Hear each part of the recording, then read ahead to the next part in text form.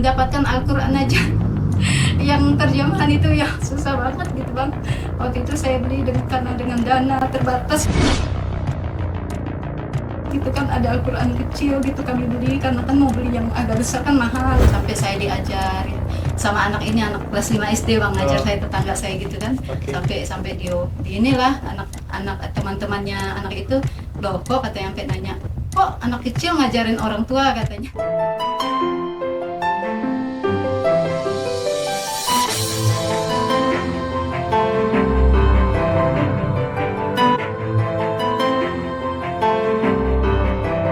Nah, alhamdulillah hari ini kita kedatangan narasumber yang luar biasa.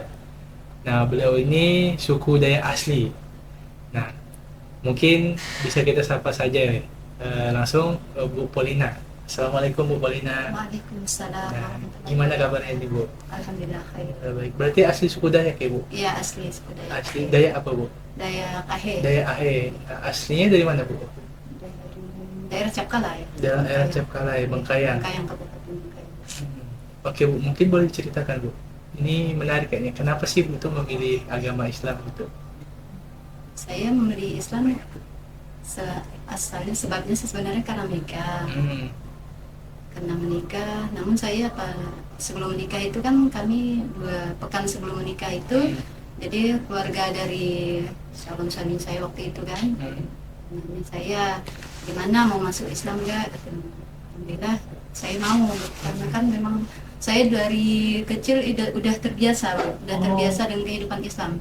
Waktu sekolah SMP saya teman-teman juga banyak Muslim, SMK juga banyak Muslim, dan SMK itu saya pernah diangkat Pak Haji.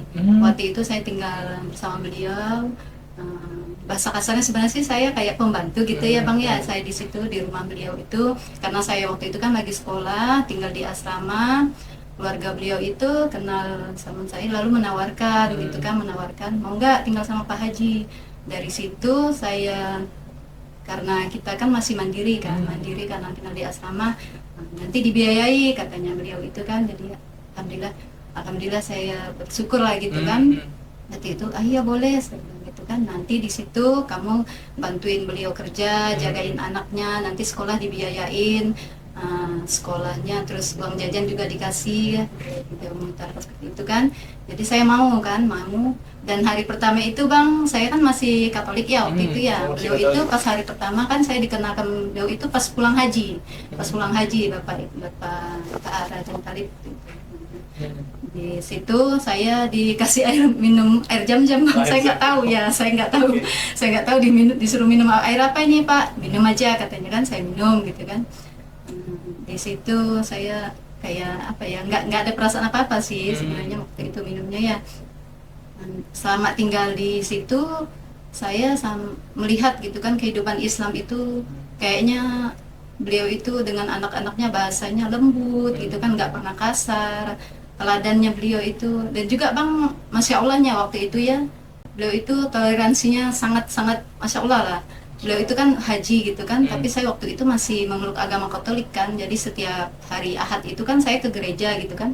Jadi beliau kalau waktunya saya ke gereja tuh, walaupun saya masih dalam posisi saya bekerja gitu kan, entah nyapu entah apa, hari Ahad kan saya udah sekolah kan. Jadi sama beliau tuh disuruh berhenti, kamu nggak ke gereja katanya beliau kan.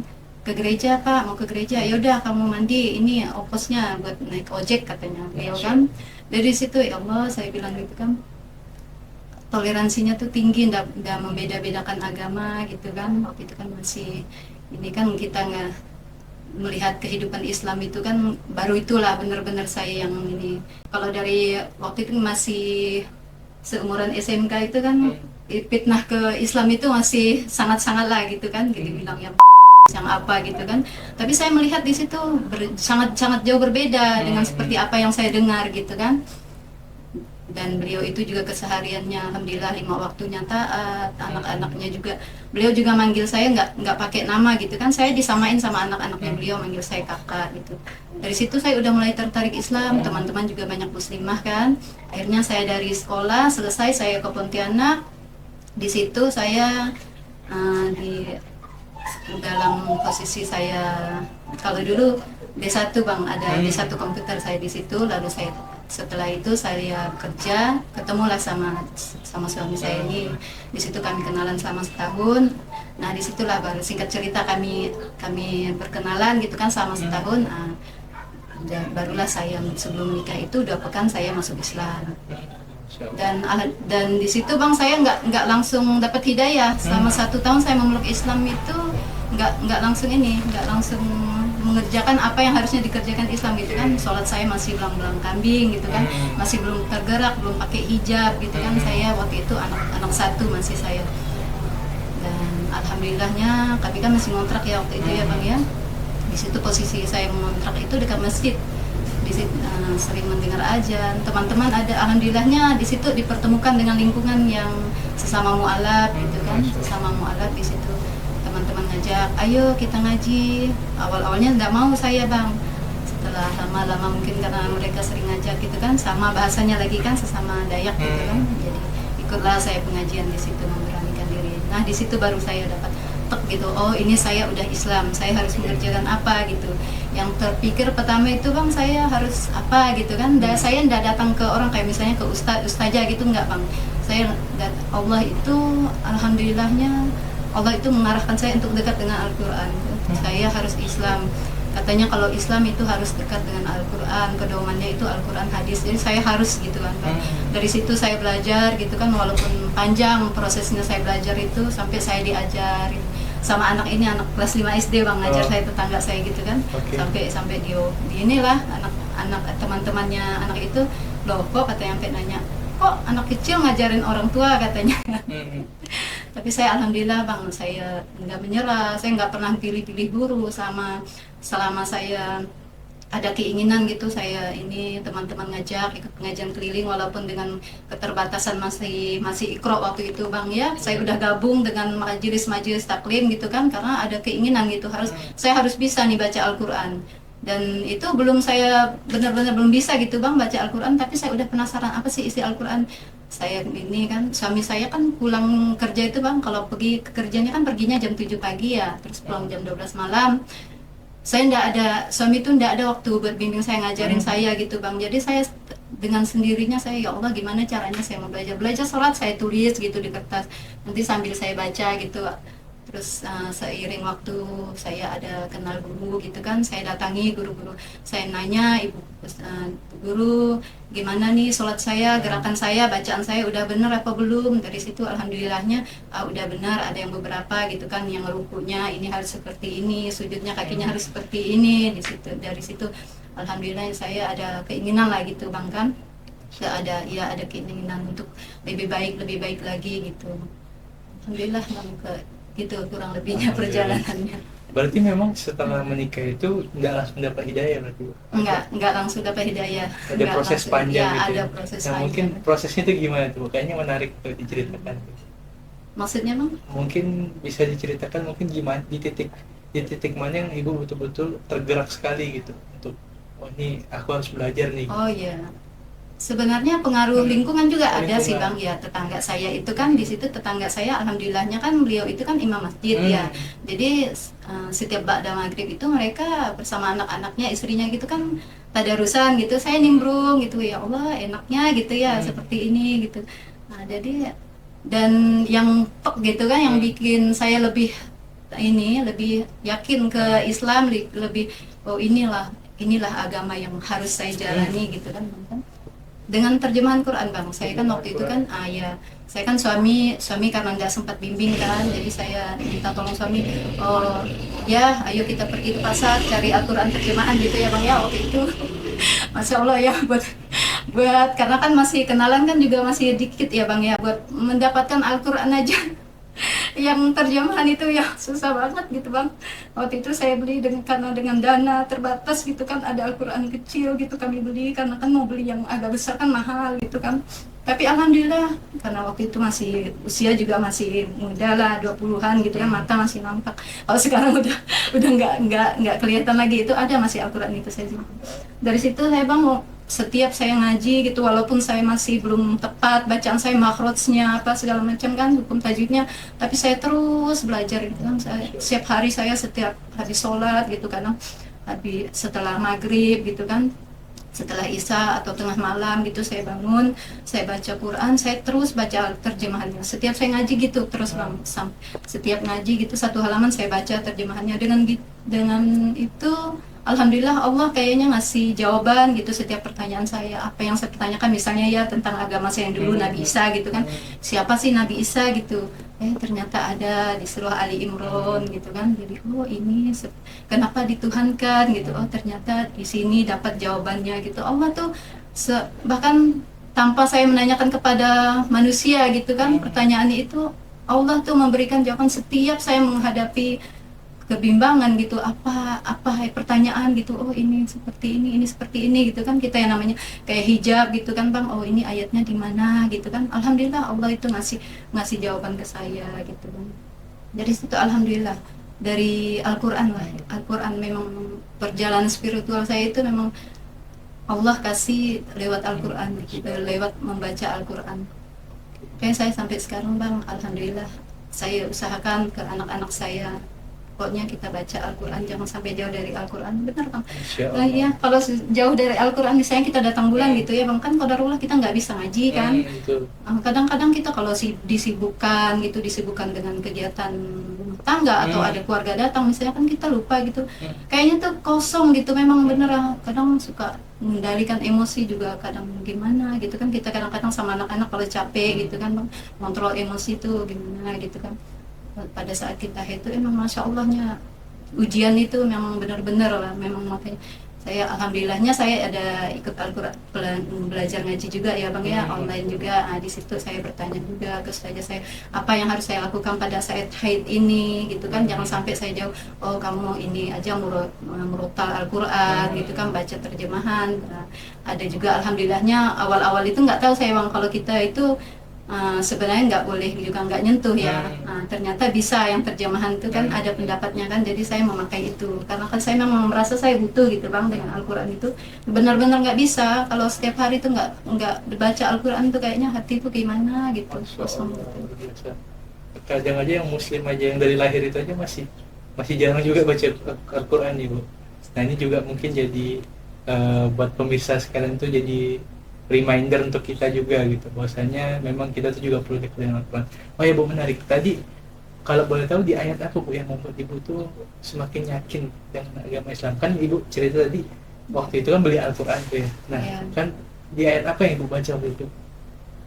Setiap ayat sih bang, saya nggak bisa ada yang paling ingat, ayat yang paling melekat. Iya, pastinya Alif Lam Mim lah ya bang ya. Kita kan nggak ada keraguan kan, dari kita pula Roy Batfi itu yang Al-Quran gitu kan, Allah sendiri yang menjanjikan bahwa itu nggak ada keraguan di situ. Jadi saya setiap kenapa saya harus meragukan gitu kan, karena kan Allah, oh masya Allah gitu. Kalau yang dulu kan kita belajar gitu kan, membaca saya sih nggak ini agama yang dulu gitu enggak. Tapi kan emang ngerasain kalau kita menelaah gitu kan, pengalaman saya pribadi gitu dengan membaca Al-Quran itu, ya Allah gitu kan, masya Allah, Allah menjanjikan gitu kan di situ ayatnya tanpa keraguan gitu, dan petunjuk juga. Jadi alhamdulillah dari situ yang selalu membekas sih bang. Jadi saya setiap sholat, setiap apa, saya Alif Lam Mim itu nggak jauh saya sama Alif Lam Mim. Jadi dari surah Al-Baqarah itu ya, yang membuat ibu itu semakin yakin dengan agama Islam gitu. Mungkin boleh ceritakan dulu sebelum ibu masuk Islam, pandangan ibu tentang agama Islam gimana? Pandangan sih kita lebih ke cenderung, namanya juga ya dulu ya ya kita kan mendengar dari banyak orang gitu. Tapi kan setiap perspektif itu kan harusnya kita menyimpulkan sesuatu kan, harusnya kan dengan fakta. Dan bodohnya dulu itu kita menelan mentah-mentah gitu, karena kan memang saya kan di lingkungan saya besar gitu kan, kampung saya mayoritas bukan Islam gitu kan bang. Saya keluarga juga gitu kan diberita-beritakan, tahu sendiri ya, kita bukan rahasia umum lagi. Kalau di media itu kan, kalau di TV itu kan Islam itu kan diidentikan dengan terorisme gitu kan, radikalisme segala macam yang karena kan ya kita nggak bisa juga menampilkan gitu kan yang kita lihat gitu kan di media sosial, atau di zaman dulu itu belum ada ini sih media sosial ya bang ya, belum terlalu seperti sekarang kayak di TV itu kan kayak perampokan kayak apa gitu kan, orang yang berjilbab gitu kan bisa melakukan seperti itu ya, otomatis kita memandangnya oh Islam tuh kok kayak gitu ya gitu kalau dulu sih bang. Kalau boleh tahu tahun berapa masuk Islam itu? Saya tahun 2007. Oh 2007, Iya. berarti kan masih kental dengan yang kejadian yang ini ya Bu, yang Islam teroris waktu itu. Oh iya iya. Yang peristiwa 9/11 tahun 2004 itu kan. Iya. Jadi kan satu dunia tuh memandang Islam Iya. tuh gitu. Iya. Dan itu ternyata masih tertelan mentah-mentah gitu. Iya, sangat sangat di waktu di. Kalau keluarga termasuk keluarga yang taat atau gimana Bu? Kalau keluarga saya, kalau waktu semasa saya kecil sih, semasa kecil, semasa remaja, ya seperti itu bang. Kalau hari Minggu ke gereja, mama, bapak juga kadang-kadang karena kesibukan kan, entah ke sawah, entah nore gitu kan, jadi enggak ke gereja. Paling kami yang muda-muda. Waktu itu saya termasuk aktif juga ke gereja gitu kan. Termasuk keluarga termasuk yang fanatik atau tidak terlalu? Kalau keluarga dikatakan fanatik enggak juga sih bang. Kami kalau keluarga sih alhamdulillah, saya dari nenek, dari kakek saya, alhamdulillah mereka itu supel gitu bang. Jadi siapapun yang datang gitu kan, walaupun sukunya apa Beda, gitu, agamanya apa, beda. nggak pernah membedakan gitu. Oke, berarti ketika dulu itu punya pandangan Islam itu radikal, intoleran dan segala macamnya, setelah ibu masuk Islam gimana pandangan ibu terhadap Islam? Berubah. Nah, mungkin Sangat jauh. kenikmatan apa tuh Bu, yang bisa ceritakan tentang pandangan Islam ini? Nikmatnya Islam. Islam. Pandangan ibu tentang Islam lah setelah masuk Islam gitu.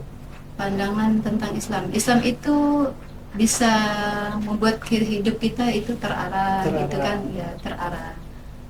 Menurut saya terarah, karena kita kan alhamdulillahnya kita punya kitab gitu kan yang membimbing kita kalau kita deketin, dan teman-teman juga dengan lingkungan, kalau kita dipertemukan dengan orang-orang yang dekat juga dengan Al-Quran gitu. Kalau pandangan setelah masuk Islam ya Bu, pandangan ibu tentang agama Islam ini seperti apa sih? Islam itu memang sesuai yang disabdakan Allah ya. Islam itu rahmatan lil alamin. Islam itu rahmat bagi semua. Indah, Islam itu indah. Masya Allah indah Islam. Masya Allah. Apa sih Bu keindahan Islam yang ibu rasakan sampai hari ini? Keindahan Islam itu kita, sama saya memeluk Islam dan yakin agama saya Islam, agama yang benar gitu kan. Ya menurut saya Islam itu memberikan kita bahwa kita mendidik kita untuk bisa menerima segala keadaan gitu bang ya. Masya Allah, dalam keadaan kita susah, kalau kita bersabar gitu, kita itu jadi pahala bagi kita. Kalau kita senang gitu kan, dapat nikmat, misalnya dapat rezeki apa gitu berupa materi atau berupa anugerah di keluarga gitu, misalnya dapatkan anak atau kebahagiaan gitu kan. Nah gitu, kalau kita bersyukur gitu kan, kita ditambahkan lagi nikmatnya gitu. Alhamdulillah. Jadi setiap Islam itu membimbing kita untuk menghadapi segala sesuatu dalam hidup tuh tidak ada yang buruk. Tidak ada buruk, yang bahkan yang kejadian yang bagi kita itu buruk, itu kalau kita cermati gitu kan, ada hikmahnya di balik itu. Nggak ada dalam Islam tuh, nggak ada yang di dalam hidup itu. Kalau dulu kan kita, pandangan kita ya bang ya, oh gitu, kayaknya Tuhan ini nggak sayang sama saya gitu, kok kayak gini amat gitu kan. Diuji terus, yang lain gitu, yang lain hidupnya kok kayaknya enak gitu. Tapi setelah kita kenal Islam gitu kan, dengan Islam kita bisa, ini setiap orang punya porsinya masing-masing, punya rezekinya masing-masing.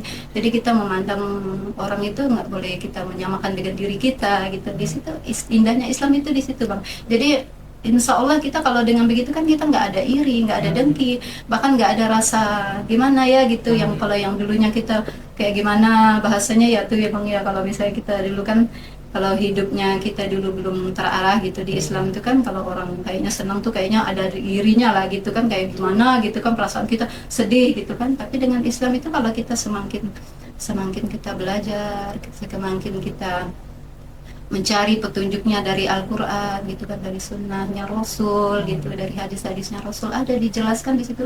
Ya Allah, indah, oh ternyata seperti ini, ternyata seperti ini gitu. Penjelasan Islam itu masuk akal, masuk akal bagi saya. Oke. Nah, Oke, memuaskan akal. menarik nih poinnya. Kenapa Islam tuh memuaskan akal bagi ibu? Ya memuaskan akal karena gini bang, dalam di Islam itu nggak ada sesuatu yang nggak dijelaskan di dalam Al-Quran, dalam agama Islam tuh. Bahkan ya dari kita bangun tidur ya bang, ya bangun tidur gitu kan sampai bangun tidur lagi, segala hal yang bahkan yang detil-detilnya kita, mohon maaf bahasa kasarnya, kita masuk toilet aja gitu ada gitu kan tuntunannya gitu. Nggak ada tuntunannya dalam Islam. So, berarti memang keislaman ibu itu, ketika ibu memilih Islam itu bukan karena sekedar menikah saja ya bu. Setelah perjalanan hijrah ibu ngerasa bahwa Islam ini juga agama yang masuk akal juga gitu. Iya, agama yang masuk akal. Bu, kayaknya menarik nih, dalam perjalanan ibu ketika sudah masuk Islam, ada nggak sih bu ujian yang bagi ibu tuh kayaknya berat banget? Kalau dibilang berat banget sih, alhamdulillah enggak juga ya bang ya. Kalau dari awal-awal gitu masuk Islam, kita tentunya dari keluarga ujiannya tuh gitulah. Ujiannya seperti misalnya kita bersama keluarga gitu kan, kalau kumpul misalkan kan kita berbeda, terutama berbeda makanan lah gitu ya bang ya. Kalau kita kan, kalau dalam keluarga itu kan yang mempersatukan kita misalkan saat makan gitu kan, nah sementara di situ kita nggak bisa bersatu gitu.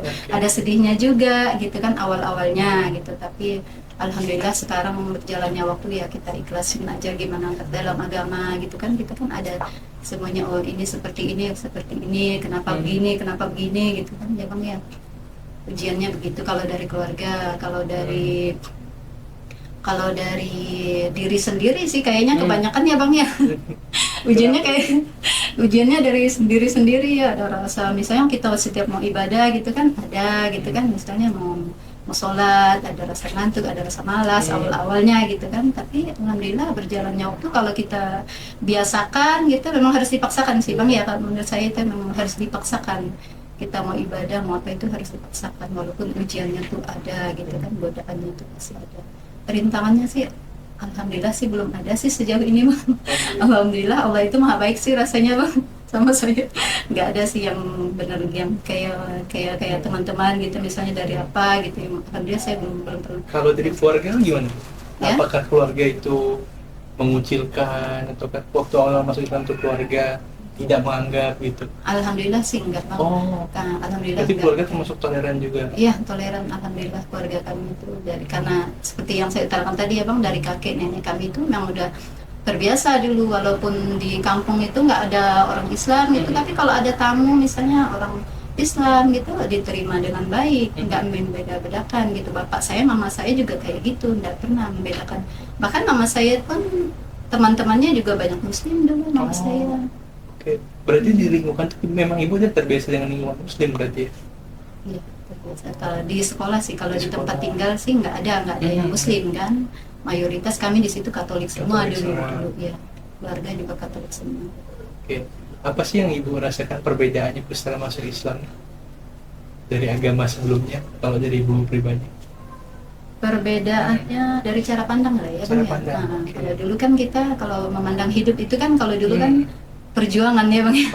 Perjuangan ya udah pasti perjuangan ya, kita berjuang untuk misalnya kayak kita sekolah gitu, berjuang untuk meraih cita-cita gitu kan, kita bekerja ini buat mendapatkan ini gitu kan, itu perjuangan kita untuk memenuhi hidup gitu kan.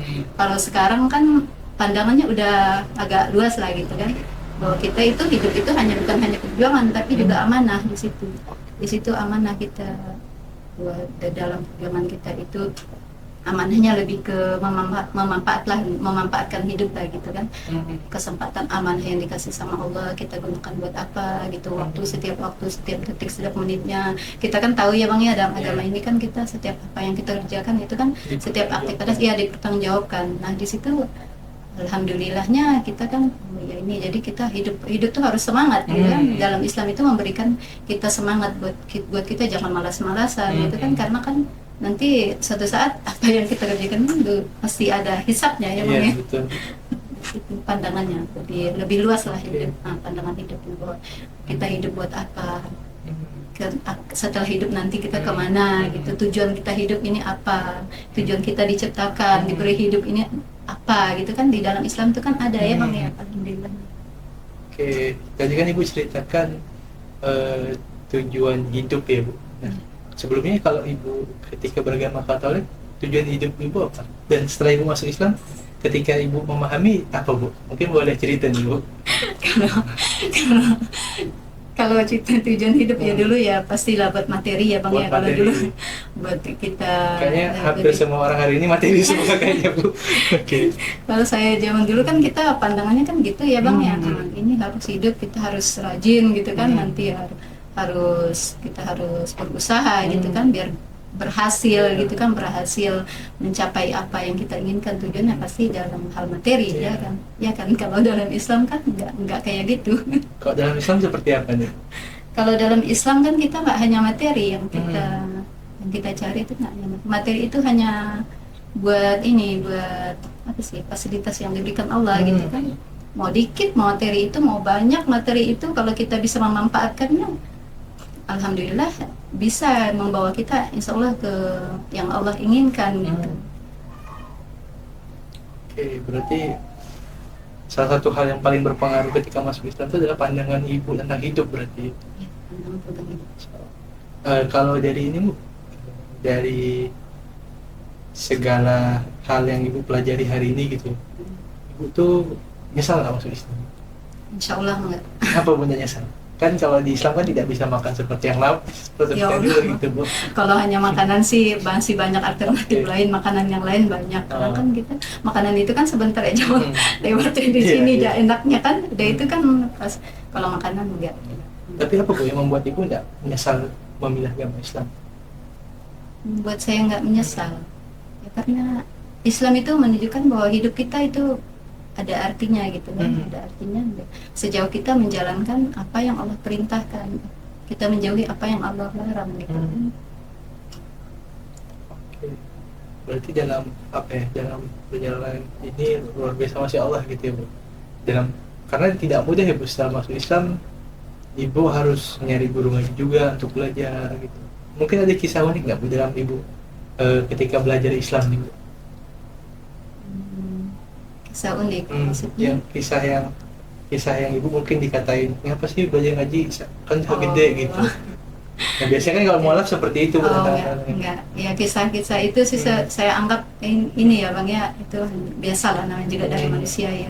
Ya saya dari awal sih sebenarnya bang, dari awal misalnya ngaji yang seperti saya katakan tadi kan, masih ikro saya udah gabung bersama ibu-ibu gitu kan, ta'awudz aja saya belum benar kan bang, dikatain sama ibu-ibu tuh dia tertawain gitu kan, tertawain saya gitu kan.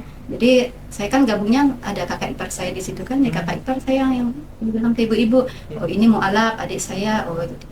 Tapi dengan begitu saya tertajuk bang, saya sampai sekarang alhamdulillah saya sama belajar ngaji itu dimanapun, kalau orang tertawain, orang kata-katain, bahkan saya dari keluarga, dari teman-teman sering bang, saya misalnya kan kita nih berbagi pengalaman gitu kan, berbagi pengalaman, misalnya ada kita dapat ilmu gitu, kadang namanya juga manusia ya Bu ya, ya bang ya, teman-teman gitu kan, ada ibu-ibu itu yang misalnya inilah gitu kan cara mengutarakannya, di tengah kita menyampaikan pendapat, di tengah kita menyampaikan pengalaman, ada gitu bang, lalu iya ustazah katanya gitu. Ya ustazah katanya. Kadang saya kalau secara ini sih manusiawi ya bang ya, tersinggung gitu kan, tapi saya tersinggung gitu kan saya. Nah, dari keluarga juga gitu, ini ustazah nih, ustazah oke ini mulai nih dan gini-gini. Tapi saya alhamdulillah bang, saya walaupun orang bilang kayak gitu, keluarga bilang kayak gitu, saya malah termotivasi. Saya aminkan aja bang. Saya aminkan aja sejauh ini. Amin. Insya Allah saya, siapa yang udah mau jadi ustazah ya, kita kan ilmunya bermanfaat tidak hanya untuk diri sendiri tapi bermanfaat untuk orang lain ya bang ya. Nah dalam perjalanan ngaji juga gitu, ketemu teman-teman, bahkan ini saya bang yang cerita yang selalu masih saya ingat itu, padahal itu udah beberapa belas tahun yang lalu ya bang ya, awal-awal saya masuk Islam kan masih pencarian gitu kan, saya kan karena berangkat gitu kan dari keinginan gitu kan, berangkat dari keinginan kita ingin mengenal Islam, tentunya kita kan perlu fasilitas ya bang ya. Misalnya dari buku gitu kan, saya cari buku-buku Islami kan, dibeliin suami kayak Sirah Nabawiyah. Saya pernah itu yang unik tuh bang, yang saya bilang lucu sih sebenarnya juga ya teman-teman gitu kan.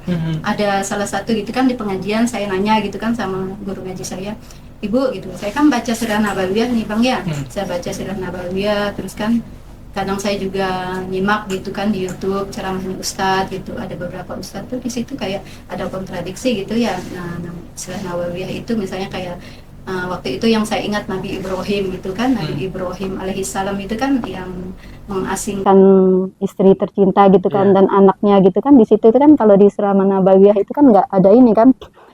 Di situ dikatakan ada salah satu istrinya beliau gitu kan, kalau nggak salah saya bang ya, salah satu istrinya beliau itu kayak cemburu gitu kan di situ. Tapi kan saya dengar lagi di YouTube gitu kan, Ustadz itu menceritakan bahwa oh itu Siti Hajar ya, Siti Hajar istrinya beliau itu Nabi Ibrahim. Di situ kan mengatakan ikhlas gitu kan, oh ini kehendak Allah gitu. Jadi saya tuh bingung gitu kan, ini yang mana yang mau saya percaya, ini sebabnya Siti Hajar dan Nabi ini anaknya Nabi Ibrahim ini diasingkan, ini sebabnya apa gitu. Itu yang mau tanyakan ke guru gitu kan. Oh Bu, kok bisa beda ya Bu ya. Nah, jadi ada gitu nyeletuk gitu, salah satu teman bang bilang kayak gini, kamu tuh jangan terlalu banyak baca buku, nanti kamu gila katanya. Loh, kok bisa seperti itu gitu kan. Jadi saya, ya Allah gitu, ada rasa takut, ada rasa gimana ya, bercampur aduk gitu kan. Tapi dengan seperti itu apa iya gitu kan, tapi saya nggak terpengaruh gitu bang, nggak terpengaruh dengan ucapan teman tersebut gitu kan. Namanya juga dalam hati saya manusia gitu kan. Manusia bisa aja mengutarakan beberapa kata-kata gitu kan, tapi kan kita nggak bisa, walaupun dia ada. Kadang-kadang saya waktu itu tuh saya nanya gitu kan dalam hati gitu bang, loh beliau ini lahir dari Islam gitu kan, tapi kok bisa gitu kan mengutarakan seperti itu gitu, nggak boleh baca buku gitu kan. Padahal kan itu ya namanya Sirah Nabawiyah itu kan umum seharusnya ya bang ya.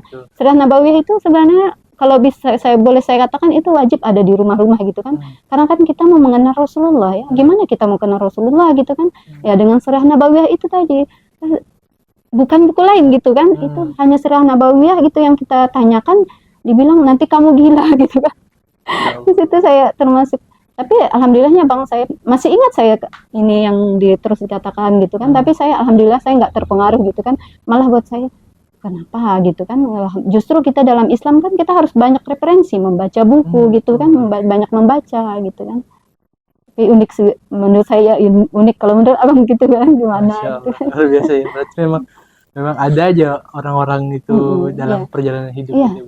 Justru itulah yang nanti menjadikan pelajaran juga bagi kita, menguatkan mental kita juga kan. Oh ternyata manusia ini banyak dinamikanya juga gitu ya. Mau heran juga manusia gitu ya. Iya, namanya juga manusia bisa salah juga gitu kan. Iya, Terutama diri kita juga kan, kadang kita juga sering salah. Betul. Mungkin Ibu ada pesan ya Bu terkait ini kan, nanti video ini mungkin bakal ditonton dengan saudara-saudara kita di seluruh Indonesia, bahkan di belahan dunia ya, dimanapun. Nah mungkin yang nonton video ini ada orang yang sedang belajar Islam, sedang tertarik dengan Islam, tapi masih ragu gitu untuk memeluk agama Islam, masih masih punya ketakutan, masih punya pandangan buruk tentang Islam gitu. Dan mereka mungkin sedang mencari kebenaran tentang Islam. Nah mungkin Ibu bisa menceritakan gitu buat teman-teman yang menonton ini gitu.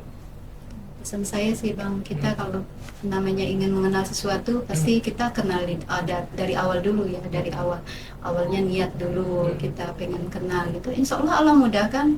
Kayak saya lah gitu kan, saya nih kan istilahnya kenal Islam itu kan udah dalam keadaan saya sebagai seorang istri gitu kan, nggak lama saya dikaruniai anak gitu kan bang kan.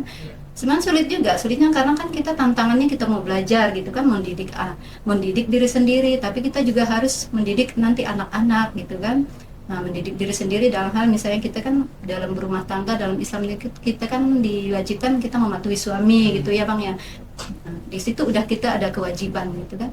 Tapi kewajiban itu kan kita nggak bisa abaikan, harus kita terus laksanakan gitu kan. Tapi harus beriringan juga kewajiban kita terhadap Allah gitu, terhadap agama kita seperti apa juga. Kita nggak bisa diam berpangku tangan gitu, harus semangat kenal Islam gitu. Kita cari kebenarannya. Islam itu ya pastinya insya Allah di Al-Quran, hadis itu udah bisa sih bang ya. Tapi kan kita nggak bisa kalau kita masih awam, misalnya baru-baru kan kita kayak saya dulu ya bang ya, kita kan sebenarnya pusing juga sih sebenarnya, karena Allah aja yang mudahkan kita kan buat memahami itu. Kita setelah berjalannya waktu, misalnya sekarang kan kita baru paham gitu kan, Al-Quran itu kan nggak sembarangan ya bang ya. Tata bahasa Arab itu kan unik kan, ada nahwunya, ada nahwu sorobnya, ada apa gitu kan. Dalam tajwid itu ada ada hukum-hukumnya, nggak sembarangan kita. Dalam tafsir juga ada beberapa imam ini kan menafsirkan kan, Ibnu Katsir misalnya kan. Di situ kan banyak banyak tafsir gitu kan, banyak versi. Kita nggak bisa menafsirkan dengan dengan akal kita sendiri gitu, dengan keterbatasan kita. Ya bisa kita dengan caranya kita berkumpul gitu bersama orang-orang yang memang dekat gitu kan, misalnya dengan Al-Qur'an. Nah, dengan kajian juga Bang, kita kenal dengan orang-orang yang sering gitu kan mengkaji Islam, entah itu lewat YouTube, entah itu lewat pertemuan gitu kan di lingkungan kita. Kalau ada teman-teman yang mengajak kita gitu, alhamdulillah bersyukur sekali Bang. Karena kan awal-awal dulu saya masuk Islam itu Bang, memang mencari orang yang buat menuntun kita gitu kan mengenal Islam itu susah memang sebenarnya. Susah karena kan kita mesti nggak tahu juga orang kena gimana gitu kan, apalagi ya Bang ya banyak berita hati-hati nih belajar agama nih gitu kan ya Bang ya, ada pendapat seperti itu kan, hati-hati nih nanti ini seperti ini, nanti seperti ini gitu kan, kita kan nggak bisa ini kan. Jadi insya Allah dengan niat tadi, niat berangkat dari niat baik kita dengan lillahi ta'ala gitu, insya Allah Allah mudahkan, dan niat semangat gitu. Luar biasa sekali. Nah mungkin satu lagi terakhir, mungkin kalau boleh tahu Ibu ada berapa beradik? Kami ada 7. Ada 7 yang masuk Islam? Alhamdulillah sudah 3. Sudah 3, Masya Allah. Iya, saya yang pertama, terus yang kedua adik saya, sekarang kakak saya baru beberapa bulan adik. Masya Allah. Udah maulud juga. Mungkin Ibu ada pesan mungkin dengan keluarga yang pengen Ibu sampaikan dari lubuk hati Ibu paling dalam, ya mungkin kalau mau nyampaikan secara langsung nggak nyaman, dan mungkin mereka nonton video ini, apa yang pengen Ibu sampaikan? Pesannya pertama kepada saudara gitu kan, saudara yang udah sesama muslim, alhamdulillah sekarang kita udah disatukan di satu akidah ya Bang ya, sama-sama satu akidah Islam. Yang tadinya kita udah satu nasab gitu, alhamdulillah itu rezeki, menurut saya itu rezeki berharga yang nggak semua orang bisa dapatkan gitu Bang. Pesan saya, kita sama-sama mensupport, ayo buat adik saya, kakak saya, ayo kita sama-sama saling mensupport, kita sama-sama belajar agama ini, memperbaiki diri lebih baik ke depannya. Jika saya ada salah, ada kekurangan, jangan ragu ingatkan saya. Begitu saya juga akan berusaha, insya Allah semampu saya, jika ada ilmu yang sekiranya saya dapatkan, saya ingin sampaikan ke kakak, ke adik gitu kan. Nggak ada niat saya bahwa saya merasa lebih baik, nggak ada, tapi insya Allah itu benar-benar berangkat dari hati gitu, bahwa ini ilmu Islam, ilmu Allah ini kita nggak bisa diamin gitu, kita harus sebarkan gitu, apalagi sesama saudara ya Bang ya, kita kan ingin lebih sama-sama ingin lebih memperbaiki diri gitu. Pesannya gitu kalau buat saudara yang satu akidah, kalau yang masih beda akidah, yang saudara-saudara saya yang kita sekarang udah beda agama, saya tetap kakak itu tetap kakak saya, adik-adik juga tetap adik saya. Walaupun saya udah beda agama, itu nggak sama sekali nggak merubah pandangan saya, rasa kasih sayang saya terhadap keluarga gitu kan, terhadap saudara gitu. Ini benar karena ya kita kan sekarang udah masing-masing berkeluarga ya Bang ya, walaupun perhatian kita nggak seperti dulu lagi gitu kan, kita nggak bisa seperti sebelum saya memeluk Islam, sebelum saya berkeluarga gitu, kita dulunya bisa bersatu gitu kan di meja makan satu, sekarang kita nggak bisa bersatu di meja makan, nggak apa-apa, tapi kita bisa bersatu di tempat lain, di forum lain misalnya gitu kan, entah kita setelah makan gitu kan, ngobrol-ngobrol gitu, itu indah Bang, Masya Allah. Saya kalau dulu kalau kumpul itu kami kan ada momen, misalnya kalau dulu Natal, kalau dulu saya masih ini ya Bang ya, masih sering pulang lah kalau zaman itu. Nah itu ada momen-momennya kita cerita-cerita gitu sama saudara. Kalau sekarang mohon maaf saya udah jarang gitu, karena banyak kendala sih sebenarnya, karena kita kan udah anak juga udah banyak gitu kan, saya ada anggota keluarga kami udah banyak, mau sesering dulu gitu kan, mau sesering dulu silaturahminya kan nggak bisa lagi gitu, karena dari jarak, dari waktu gitu kan, dari biaya juga pastinya ada ya, sama ngerti sih saudara itu udah, insya Allah mereka ngerti gitu, tapi kita insya Allah ya kakak adik kita tetap saudara, walaupun nggak ada yang berubah dari situ. Malah agama saya yang sekarang insya Allah tidak ada mengajarkan permusuhan, tidak ada mengajarkan untuk memutus tali silaturahim. Malahan di situ kita diajarkan ya Bang ya, dalam agama ini kita diajarkan untuk berkasih sayang, apalagi dalam lingkungan keluarga gitu kan. Bahkan kita nggak ada masya Allah Islam nih beda nasab, kita beda suku, kita alhamdulillahnya kita diterima dengan baik gitu. Kayak saya biasa belajar ngaji gitu ya, ketemu gitu ibu-ibu tuh walaupun saya nggak kenal, tapi saya diterima dengan baik gitu ya. Islam itu seperti itu, indah, nggak memandang perbedaan, apalagi kita saudara gitu kan ya. Nggak ada ini, hanya ada beberapa yang dulu kita bisa laksanakan, misalnya kan bersama gitu, tidak bisa kita laksanakan. Itu bukan dari saya, bukan dari hati saya, bukan, tapi itu karena bentuk kayak misalnya hari raya gitu ya Bang ya, hari raya saudara saya yang berbeda agama gitu kan, beda agama dengan saya gitu kan, saya nggak bisa ikut serta gitu kan, nggak bisa datang langsung di hari H itu. Bukan saya fanatik apalagi ya gitu ya, bukan saya karena memandang agama ini seperti ini, enggak, tapi itu ada hal-hal yang tertentu yang agama ini perintahkan ke saya gitu. Itu bentuk ketundukan saya pada pencipta saya, pada Allah, pada Rabb saya gitu kan, yang udah memberikan, saya percaya ini Allah yang memberikan saya hidup, memberikan napas ini gitu kan, yang saya nggak tahu kapan napas ini akan diambil gitu kan. Jadi selama saya masih bernapas, insya Allah saya akan berusaha melaksanakan apa yang Allah perintahkan. Saya akan berusaha kedepannya jika ada perilaku saya gitu kan yang kurang berkenan di hati saudara-saudara saya, selalu saya ada keinginan Bang, saya ingin berubah gitu, ingin lebih baik lagi, ingin menjalin tali persaudaraan itu hingga akhir hayat kita sama-sama gitu. Karena kan kita namanya ikatan nasab itu kan kuat ya Bang ya. Pengennya kita terus gitu, tali silaturahim itu tetap dijaga gitu. Walaupun ada hal-hal tertentu yang ini gitu kan mengganjal gitu, minta tolong diikhlaskan gitu, karena ini bukan saya yang menghendaki gitu, bukan, tapi memang ada hal-hal tertentu lah yang nggak bisa saya utarakan di sini gitu ya. Bisa saya utarakan loh, itu menjadi sesuatu yang membuat saya tidak melakukan yang tadinya saya lakukan, tidak lagi saya lakukan gitu. Masya Allah, luar biasa sekali pemirsa sekalian ya.